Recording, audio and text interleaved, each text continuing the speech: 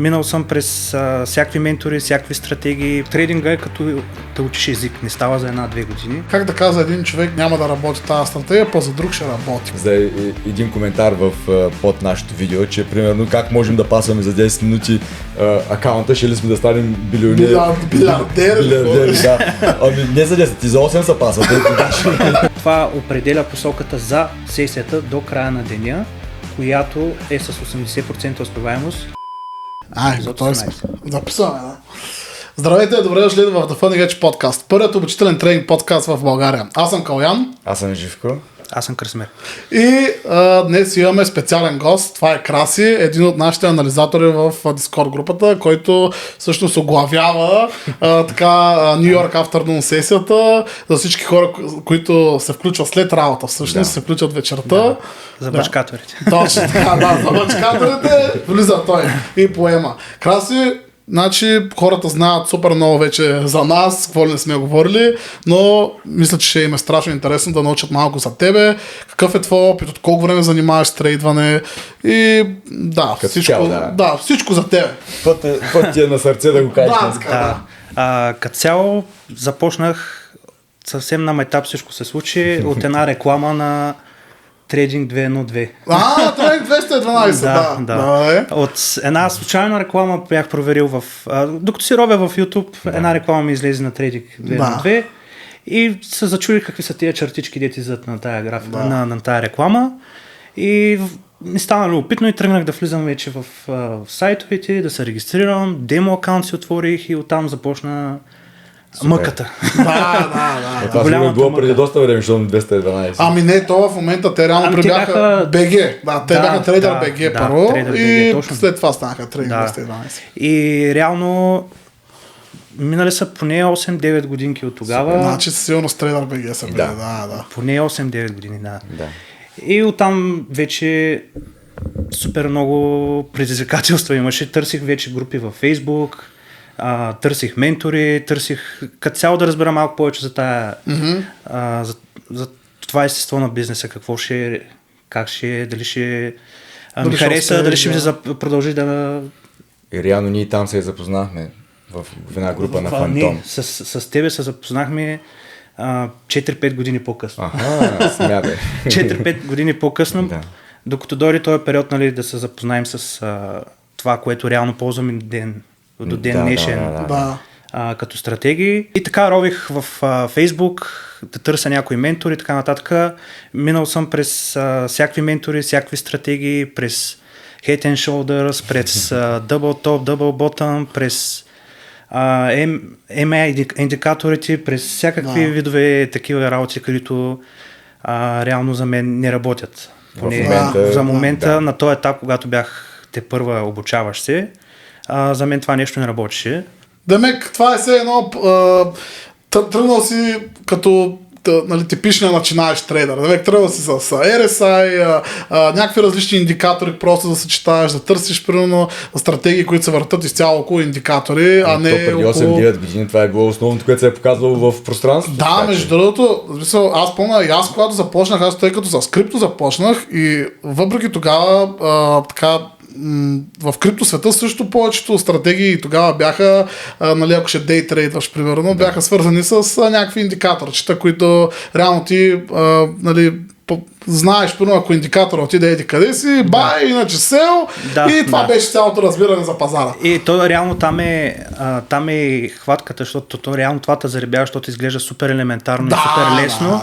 И ти си мислиш, че още утре ще станеш милионер и вече ще забравиш за работа и за каквото ли да е, каквито и проблеми да имаш, нали? Ти реално за това са направени тия индикатори, нали? Точно това казва, че тия индикатори са направени точно от тези институции. И реално всички тези индикатори, всички тези неща, които са нахвърлени като безплатни.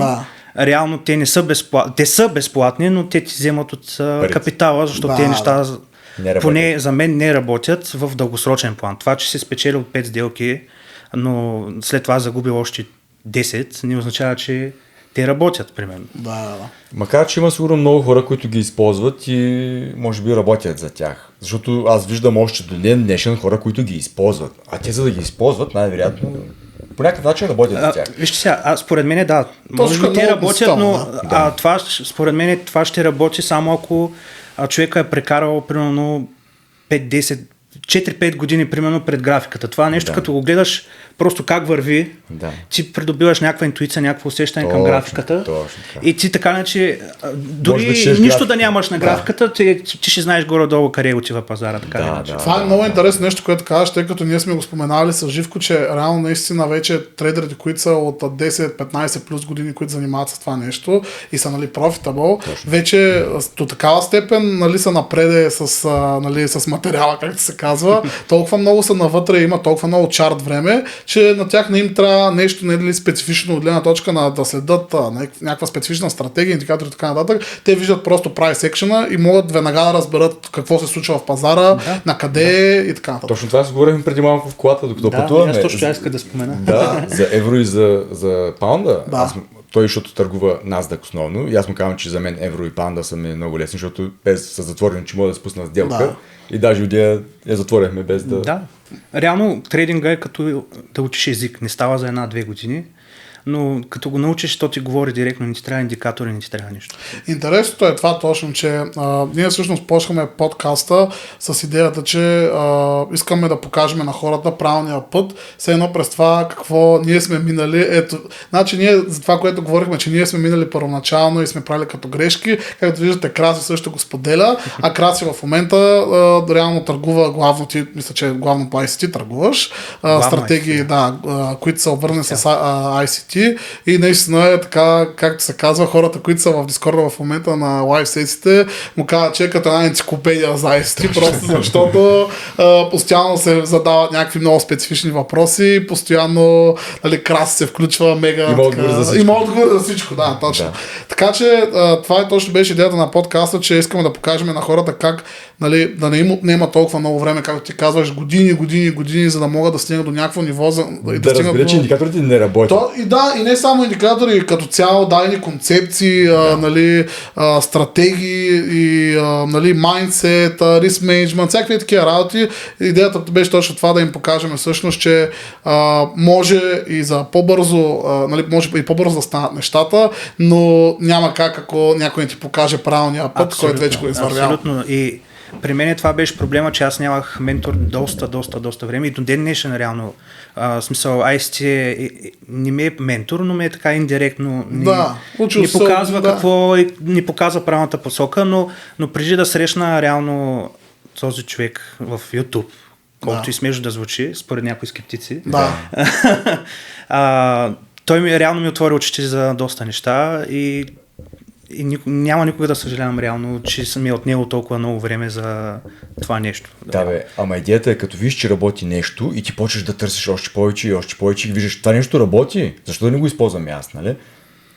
Аз първото нещо, което направих, бях същия скептик, който реално се казва как така един ютубър ще знае как работи алгоритъма на централните банки. Точно. Кой беше, че да го знаеш това нещо, нали? Първият момент, като го видиш, но... Да, първият момент, но след като реално отдариш малко от времето си и провериш графиките, това нещо си показва... Идея да направиш бактест реално и да видиш, че това нещо работи. Задължително бактестове трябва да се правят преди да се приемат каквито и да е действия. Кажи колко логнати трейдове имаш на ICT. Като цяло съм им загубил бройката, ама са доста, в смисъл... Хиляди не са, но стотици, по-скоро стотици, защото са малко по-мързелив. Ама наближават хиляди. Иначе като прекарани часове пред графиката и да ги следят тези неща са хиляди, даже да не кажа и... Повече. Много хиляди. Супер. Това, като цяло ние сме говорили за ICT преди и точно ти спомена нещо много интересно, което е откъде аджба този човек ще знае как банките как обичат да контролират цената, какви са нивата, където обичат те да държат цената, как се движи пазара и така нататък. И ние малко точно това сме споменали, че ICT е точно човека, който ще те вкара в правия път. Тези концепции все едно не са негови, Точно така. Те ги имало и преди ICT, просто са били с различни наименования и не са били толкова добре смилани се едно за хората. И точно това е идеята, че нали, хейтерите, които нали, го хейтат ICT, скептиците, както ти казваш, реално... Те не са го тествали, не са го пробвали. Те самите не са разучили наистина нали, концепциите на ICT изцяло. Ние всъщност нали, сме говорили за quarterly tier, за market maker модела, мислиме скоро за ICT Enigma да говорим, което е нещо, което много малко хора нали, са запознати и така нататък. Но както и да е, като цяло има много нали, така, като задълбаеш малко повече в ICT концепциите, наистина много мога да научиш да изречеш, както и знаеш. Ние в момента видяхме и нещо друго, което примерно не всички трейдери използват за тези сайкли и за другите работи, които са пак, които сме говорили, но не точно. Така че има много неща, които хора като него вземат стратегията, почват да тестват и откриват нови неща, и дълбаят. И когато почнат да дълбаят, те откриват нови неща, които работят на 1000%. Точно това си говорихме преди малко, че нещо, което направо е вау. Това е нещо, което е реално е ново за мен и е в разработка. И реално това е... Има едни 90-минутни цикли, които ви говорихте за тях в предни епизоди, които може да ти подскажат, не да ти подскажеш, ами направо да ти кажат къде отиваме. Ама това ще говорим друг път за тези цикли. Това изисква още малко, не малко, ами още доста бек тестове и наблюдение, малко и в реални условия трябва да се тества това правило. И ще видим какво се случи, не знам. Това ще е изненада за след някой друг месец. Да, ще излезем с нещо. Супер. Ами, ние като цяло засегнахме темата, нали, какви са били... на мен ми е интересно, като цяло мисля, че на хората ще им е доста интересно, тъй като вече ти си така experience трейдър, както казах, ти си анализатори в нашата група, хората супер много учат от тебе и научават и така нататък.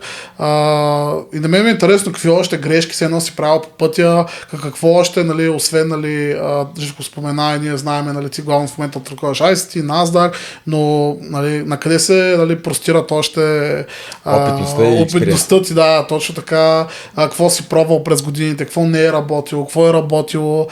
Ние така много обичаме да говорим за ботове, това също ще е интересна тема, може да споделиш. И след това може да говорим всъщност за техническата част, може да споменем също за какво ще говорим днеска с Краси. Той може така да ни въведе и да го обсъдиме преди да минем към техническия сегмент. Така, значи като цяло, както казах в началото, съм пробвал и съм тествал доста неща, но доста акаунти са фалирани. Живко знае. Аз съм бил свидетел, да, защото както казах много пъти, Краси е човек, който ме въведи мен в роботите, в търгуването с роботи. Като оставим роботи на страна, това е по-такава тема, чувствителна за мен.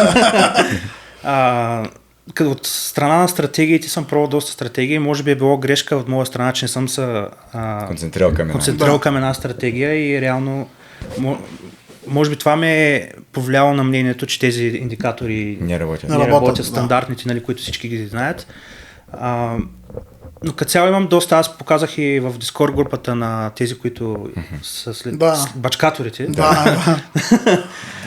че показах си FTMO акаунтите реално в началото, имах над 10 фалирани акаунта оттам. Сега няма как да покажа и фалирали акаунти преди профирмите, но и те са не по-малко от това, което показахме в Дискорда. Иначе съм минал през всякакви стратегии. През Ichimoku имаше една стратегия, с едни облаци, с едни чудеси.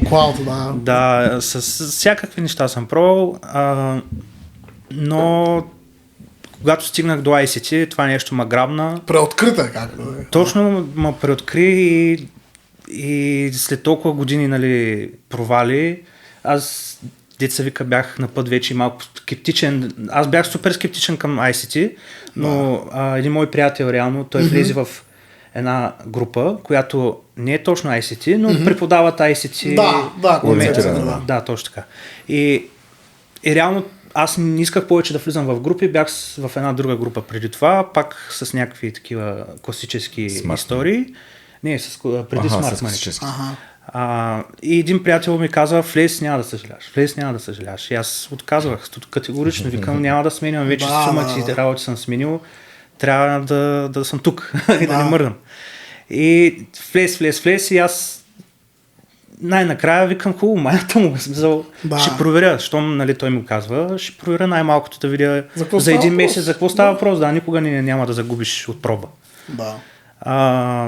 Пробвах, видях, разучих и ето ни сега тук. Супер, добре. Аз мисля така да поговорим, тъй като мисля, че на хората ще ме е супер интересно за една от стратегиите, които всъщност сме се събрали днес да говорим за техническия сегмент, която е DR и ADR. Това е нали, нещо доста интересно, за което всъщност Краси ни светна и така ни разказа всъщност откъде идва нали, стратегията, която той самия е научил и също ще ме е интересно да чуя цялата история, тъй като аз не я знам напълно, така че ще ми е интересно да разкажеш малко повече за това. Така, DR и IDR реално са рейнджове, които излизат в първите часове от сесиите. Знаем, че има 3 сесии. Asia сесия, основните, нали? Asia, Лондон и Ню Йорк сесия. Да. Идеята на тази стратегия е, че след първия час на Ню Йорк стратегия, на Ню Йорк Open, първия час играе роля на алгоритъма като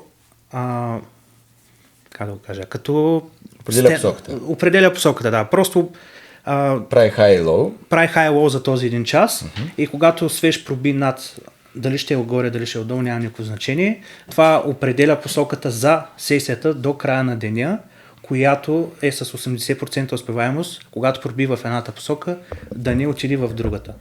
С една дума ти определя хая и лоа за сесията. За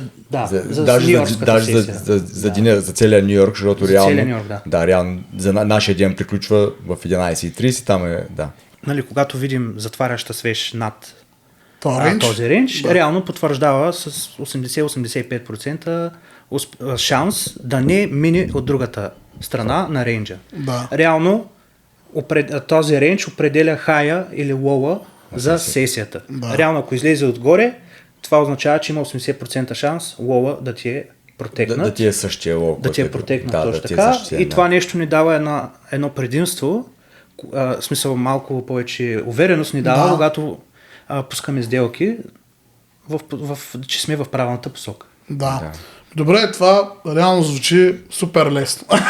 Звучи супер просто, звучи супер просто, пък в същото време има толкова голяма нали, успеваемост, както ти каза, 80%, 85%. Ме е интересно откъде всъщност произлиза тази стратегия, откъде ти си я научил, тъй като ти сподели нещо преди малко отгоре. На мен ми е интересно всъщност как разбра за това нещо, тъй като имаме и в момента, доколкото знам, ти искаш да това нещо да се автоматизира и така нататък.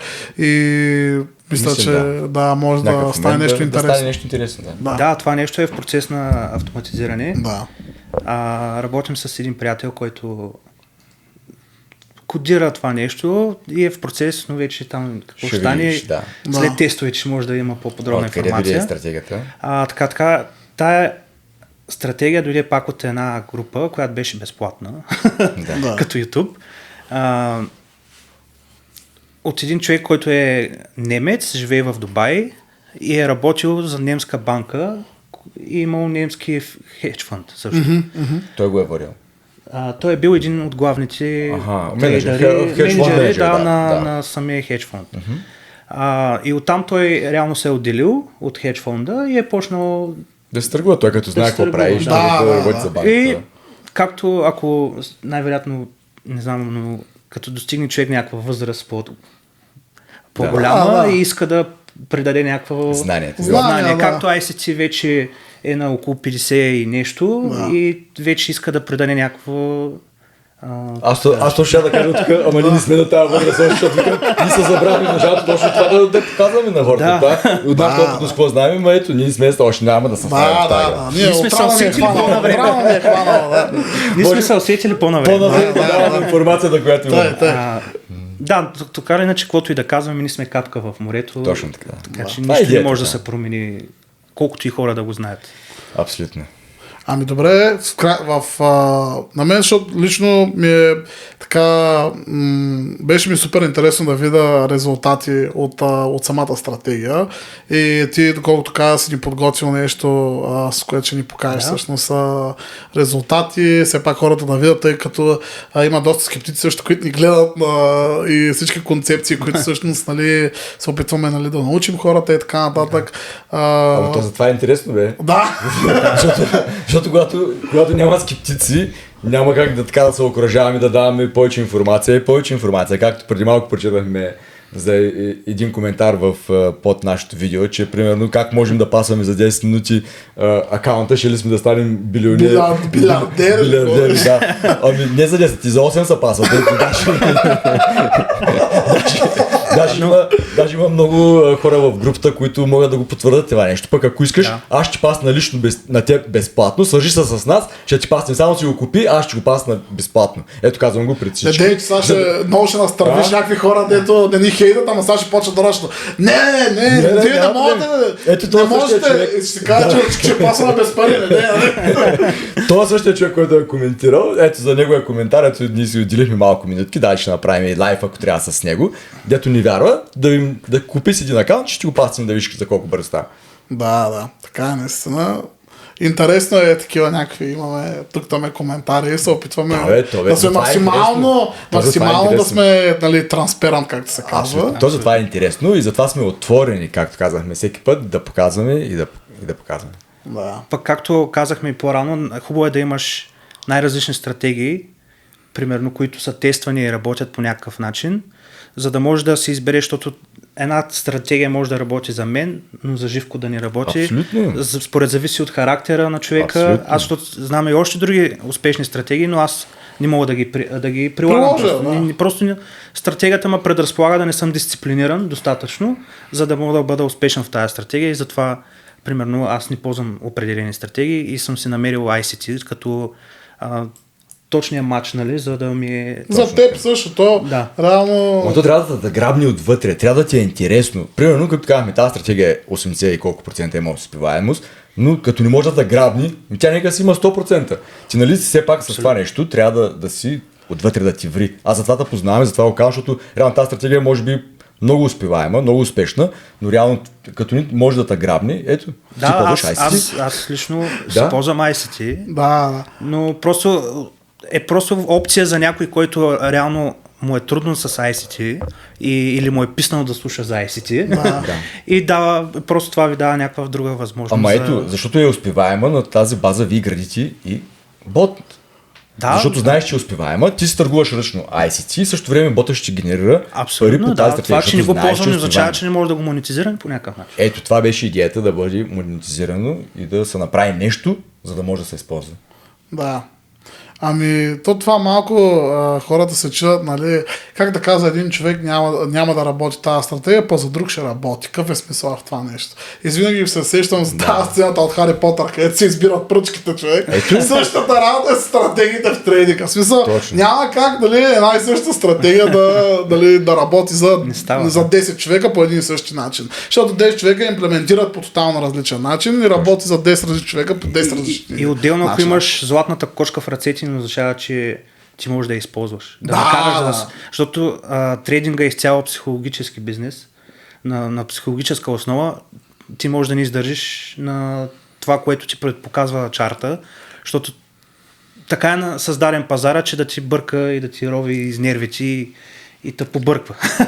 Особено ако не знаеш какво се случва и си начинаеш. Точно, ние това се опитваме точно да опитаме да обясним точно на начинаещите трейдери, как всъщност това нещо да опитват да го преодолеят до максимална степен, като използват mechanical rules, механични правила, които...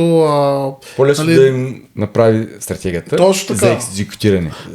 Да си следват едно правило по правило и по този начин, като си тикваш абсолютно всяко едно нещо, нещо, много добре ще знаеш, нали, добре сега трябва да влезна, затваряш компютъра, влезнал си в трейда и го оставяш. Сега вече това ние го казваме, но в същото време хората в Дискорда ни виждат примерно как ние си менажираме сделките, защото ние ги менажираме активно, т.е. с това как върви базара, ние затваряме дадена част от сделката, отваряме нова и така и така и така. Точно тук идва психологическата част от бизнеса, която реално ни влияе на добрите резултати, защото ти си човек, имаш емоции, не можеш да си тотално като робот, а пък те емоции постоянно идват нови, дали да не изтървеш трейда, дали да вляза, да не вляза, изтървам ли го, не го ли изтървам. Има много такива неща, които почват да ти бъркат главата и да правиш, да вземаш тотално грешни решения и заради това дори да имаш такава стратегия, която е mechanic base, да си имаш, пак е много голям шанса в началото да не можеш да го изпълняваш. Колкото и така да ти го нарисуват всичко, точно, да ти е точно и да знаеш стъпка по стъпка какво да правиш. В началото съм убеден, че пак ще губиш пари, а ти ще правиш примерно, защото имаш повече опит просто и можеш да си контролираш самите емоции вече и са самоосъзнат. Точно ние това искаме да обясним и като цяло на хората, че реално това е нали, актив менеджмент на сделките, да мек ти да взимаш сделката дадена част, да оставяш друга, не знам си какво е така нататък, нали, неща, които правиш по време на сделката, са за хора вече с по-голям опит, тъй като повечето хора не могат да издържат, или ще затворят цялата сделка, или ще затворят по-рано, или няма да си спазват правилата, или няма да дочакат. Страшно много неща могат да се случат, ако просто седиш и чакаш, нали, начинаеш и чакаш нали, сделката всъщност да... Пазара сами всяка секунда, ти трябва да се адаптираш във всяка една секунда от пазара какво прави и да според това затова да вземаш решение. Затова в епизоди казахме, че хората да не губят търпение и да продължават с стратегията, която са почнали и да екзекутират. Ако тази седмица е на минус, друга седмица може да е на плюс. Нали? Това казахме, да не се променят стратегиите всеки месец или всяка седмица. Ето Краси потвърди това нещо, че е сменял много стратегии, че е пробвал много неща и може би това по някакъв начин се отразил на неговата търговия през годините.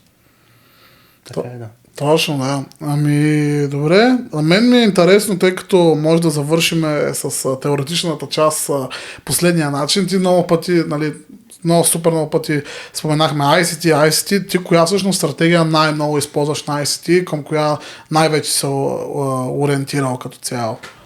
На същия принцип, като започнах да търгувам, всеки, който познава ICT, знае, че той има супер много модели и approach към пазара, как да най-различни стратегии има. Така. И тях съм пробвал всичките. и реално не всичките дават някакви резултати, но просто трябва да пак на същия принцип трябва да се напаснеш нещо, което ти го разбираш, се чувстваш комфортно в него, да сложиш сделка. И реално аз от всичките неща съм го свел до най-простичкото нещо, което е търся на големите графики някаква ликвидна зона, чакам да се вземе това ликвидити и тръгвам за сделка на обратно, или дали ще е на брейкър, дали ще е на fair value gap или нещо такова. Супер елементарно. Съм го опростил, Съм го опростил, отделно аз вече до такава степен съм запознат с графиката, нали? Аз вече като по начина, който наближава някакво ниво и аз вече горе-долу знам какво ще се случи на това ниво и си вземам сделките. Да, точно. Всичко идва с опитността, колко пъти сме казвали, че стоянето пред графиките точно до това довежда. Да, защото сега вие да ни слушате, колкото и да четете, колкото и да ни слушате, крайна сметка трябва сами да седете и да бектествате всъщност абсолютно всичко и да имате точно чарт време, което това се е като, да я знам, все едно като някакъв стаж и така да. Ами добре, супер. Дайте да минем вече на техническия сегмент, където ще ви покажем всъщност, Крас ще ви покаже малко за стратегията, за която тук ще говорихме, за IDR и за DR, така че мисля, че ви е интересно. Той ще покаже също така малко и backtesting results и да, определено мисля, че добре ще стане. Супер.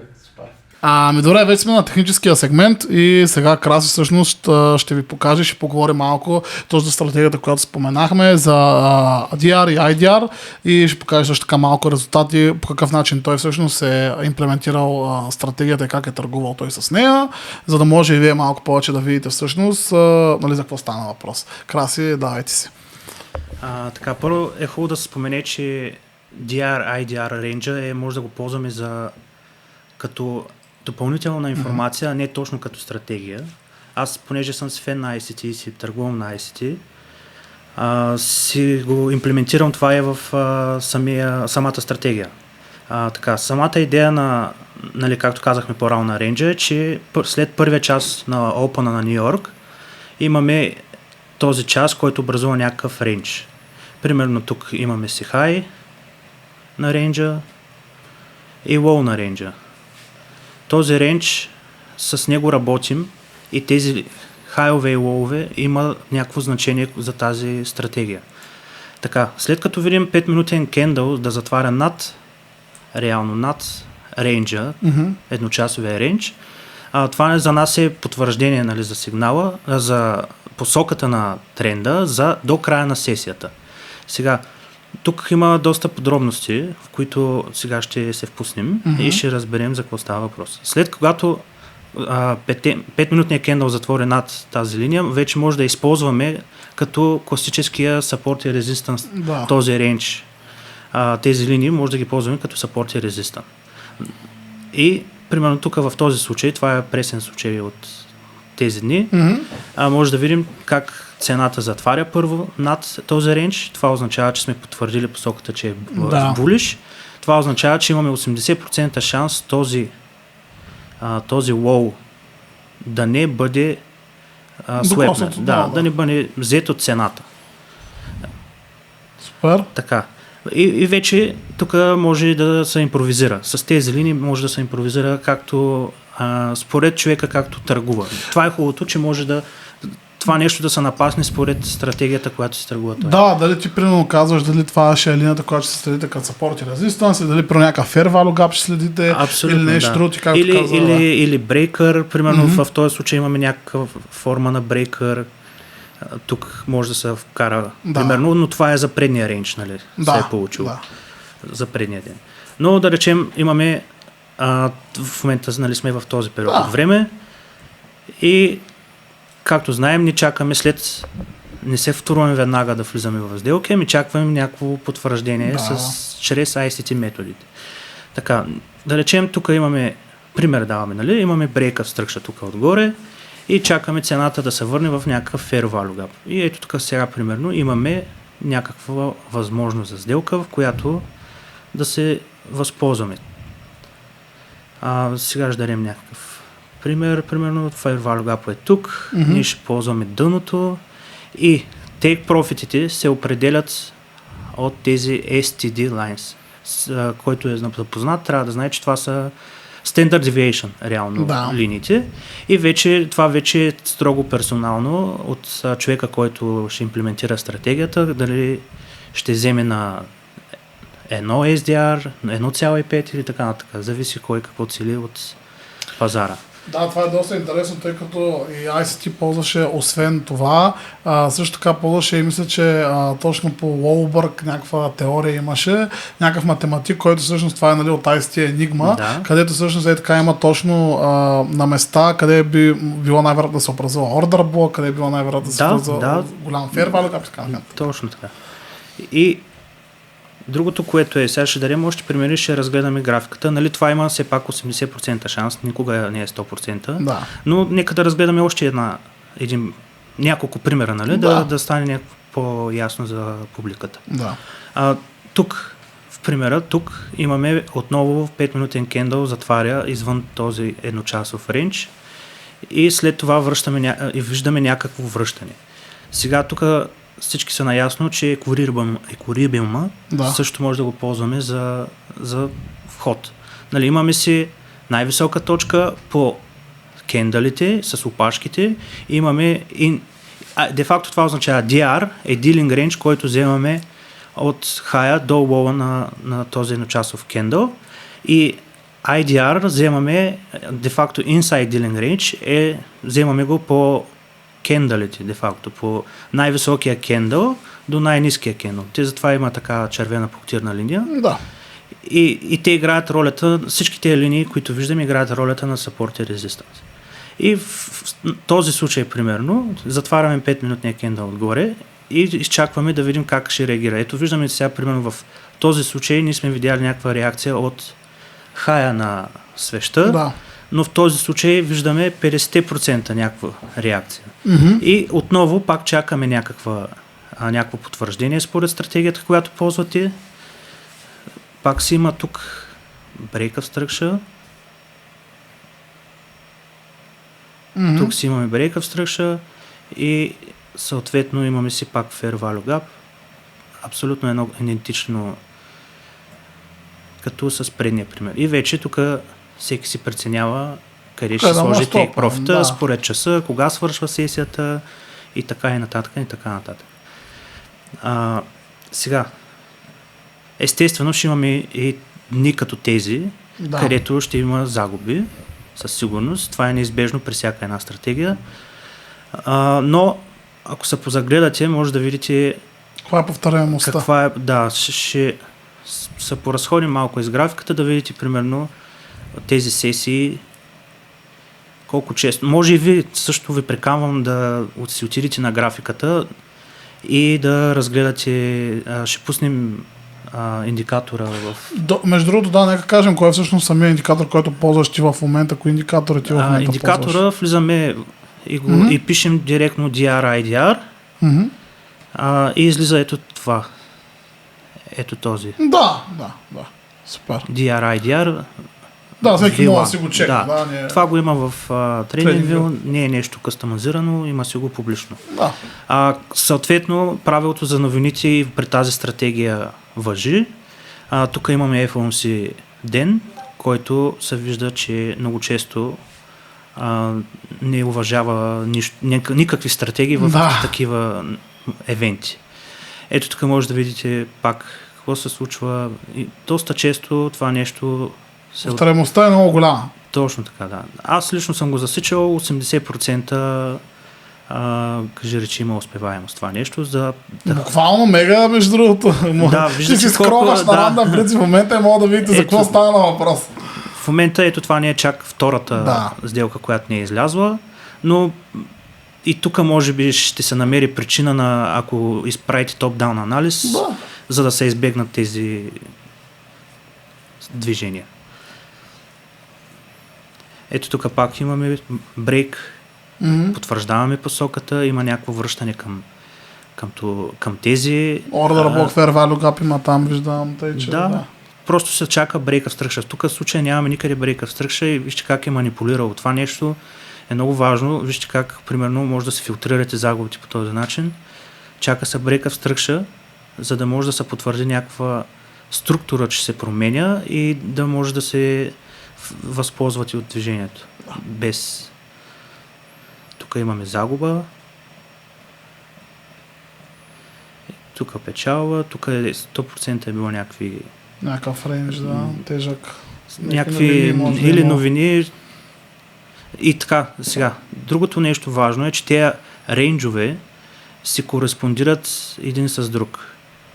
Може да ползвате тези линии за бъдещи моменти, къде цената може да се отблъсне. Де факто, ще дам един пример, примерно.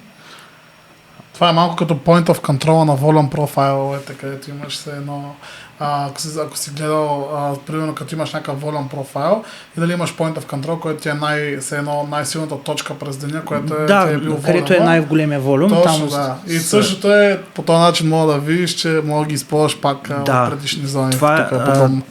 Това е единия от ситуациите, но тук иска да покажа как самите рейнджове от предходни моменти все още играят роля на support и resistance на бъдеще в цената. Сега, тук в момента гледаме това, говорим за Нью-Йоркъра, но има още две сесии. В момента тук гледаме само Нью-Йоркър. Има и за Азия, има и за Лондон сесията. Такъв прозорец, който потвърждава посоката. И е важно сега, примерно, тези STD линии, където ги виждате тези цифрички, когато се съберат на една линия, примерно ето е тук, като са... Насякъде, където е така, ги виждате доста равни, това се води като ликвидна зона от тези рейнджове, се образува така като ликвидна зона и това играе ролята на магнит за цената. това е общо взето за стратегията, не е нещо вау, комплексно.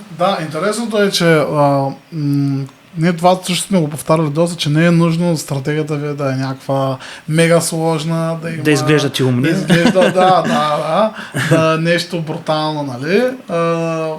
С нещо, което е доста, както виждате, не чак толкова комплексно, може да имате много висока така успеваемост. Както виждате, повторяемостта е супер учебийна. Да, всеки може да си го провери това и да напиши в коментарите, примерно да опровергае тая стратегия, дали реално е така, както го представяме, или си измисляме пак някакви ние нищо не представяме, ние си връщаме чарта направо, то няма нещо, кой знае. Нали, какво това не е някаква извадка нещо да сме такова, или както виждате трейдинг сме отворили. Да, има си дати, има си час. Всичко си показва, да.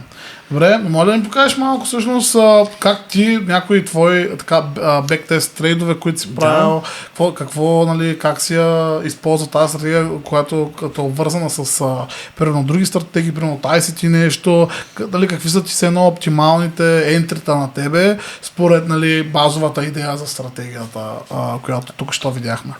Така, значи в момента, който научих за тая стратегия, веднага разбира се, подложих на съмнение и трябваше да е естествено. Да.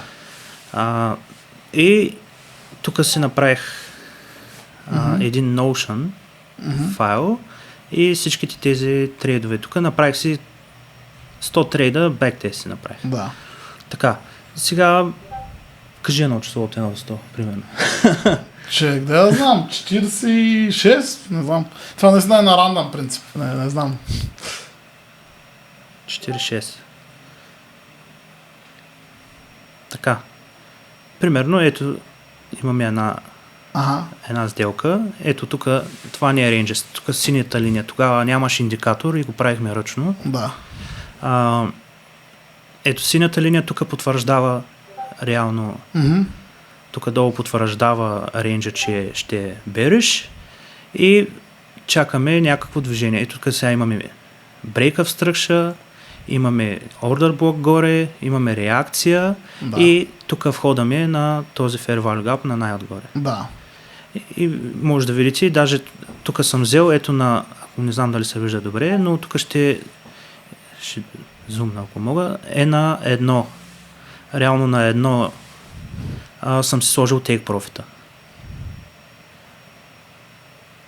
Супер, добре, да, ви нещо друго. Дай 10 трейда назад, смисъл, дай 30-тия трейд, примерно. Интересно ми някоя загуба да видим. Да, и аз точно това сега исках да видя за загуба. Ето тук, примерно.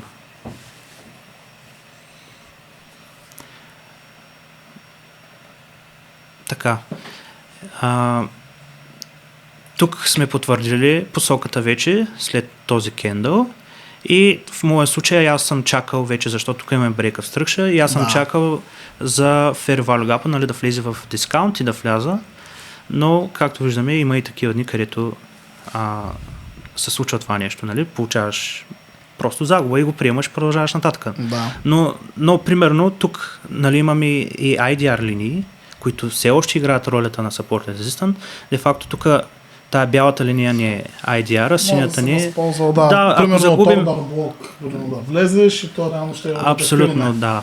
Абсолютно можеш някъде по-надолу да видиш някакъв друг point of interest и да влезеш там с пак break-up structure и така нататък. Да. Има много начини да се импровизира. Аз тук примерно ще ви покажа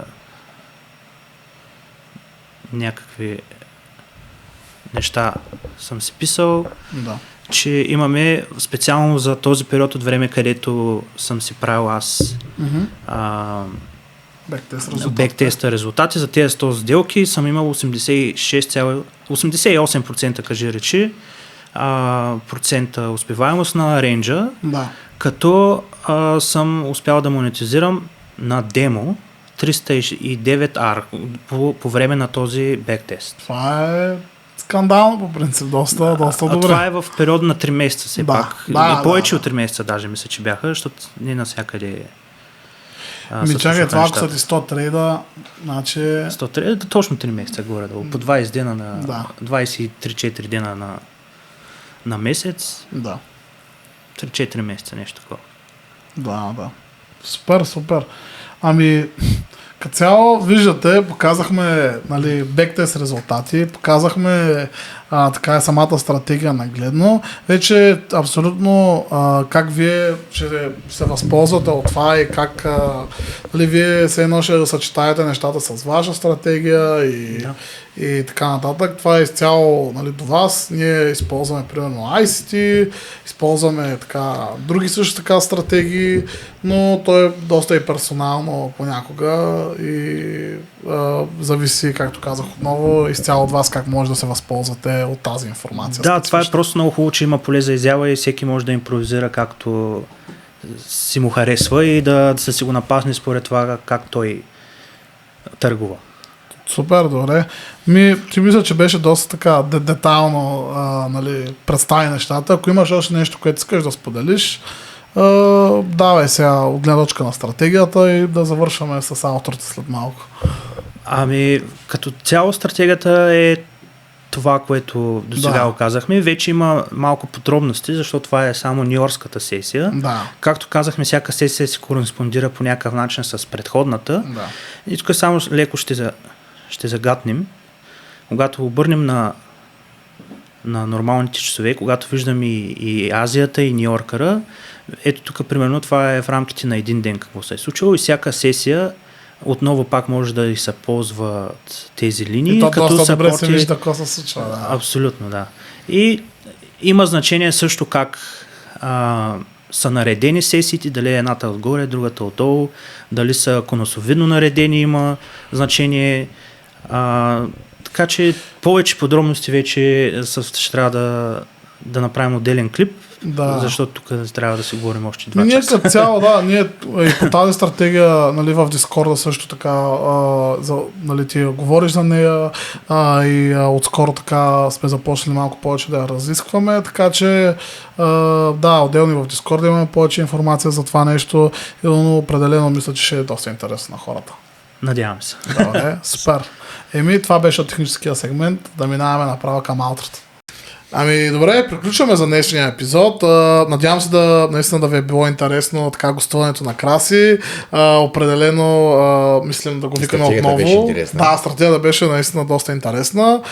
Определено ще го викаме отново за следващия епизод. Ако искате ви, реално ако ви е бил интересен, кажете ни какво да коментираме други теми, други стратегии и така нататък. И тук е момента да кажем, че всеки, който иска, може да се присъедини към нашата Discord група. Линк е в описанието, където, както казахме, вече сме на 3 сесии. Лондон сесията, която я водиме аз и Живко, Ню Йорк Опа, на която я води Чочо, който сте виждали в предните епизоди, и Ню Йорк Afternoon, която я води Краси. Сега имаха възможност да се запознаете с него на живо, за да знаят кой води и каква опитност има той. Така че всичко мисля, че е топ. Красичи. Какво мислиш по-въпрос? Топ ли? Той няма трябва да кажат хората в Дискорда, които ползват неговите сигнали. Така че. Те трябва да кажат със сигурност. Точно, да. Никаквото и да кажем няма да е достатъчно. Супер, добре. Така че ако гледат това видео, да коментират отдолу дали са доволни от Краси и как води сесията. Мисля, че така ще е най-честно, ако наистина хората, които седите по сесиите, лайв сесиите, особено на Краси, да му напишете така един съпортив коментар отдолу. И той да се чувства малко по-сигурен. Да се надъхва и той, Добре, лайкайте, сабскрайбайте, може да се присъедините и към да използвате нашите афилиейт линкове всъщност за FTMO, за Bestplug, за Alpha Capital, може всичко да видите в описанието, къде може да намерите в социалните мрежи и това е май. Ако искат някой giveaway да кажат, пак да измислим нещо. За журнала доста хора писаха, ако нещо ви е интересно. Ако искате нещо, имаме голяма поредица от книги, споделете, другия път ще споделим, ако искате нещо, така че... Добре, супер. И каквото да е. Можем да направим някакви тениски, нещо друго, работи, ако искат. Даже скоро ще имаме. Живко загадна. Сега малко работим по въпроса, реално ще имаме скоро тениски на подкаста. Мисля да направим така нещо доста свежо и готино. Така че... Да, установката, коментирайте, чакаме вашите коментари. Интересно ви ли и дали искате да го видите в следващия епизод? Добре, супер.